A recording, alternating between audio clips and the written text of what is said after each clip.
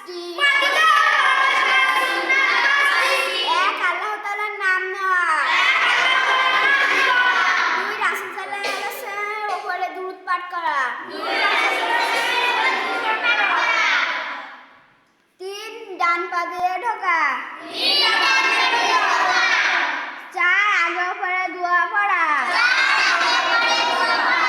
পাঁচ, এতেকাফের নিয়তে ঢোকা। সানা পড়া সুন্নাত। সানা পড়া সুন্নাত।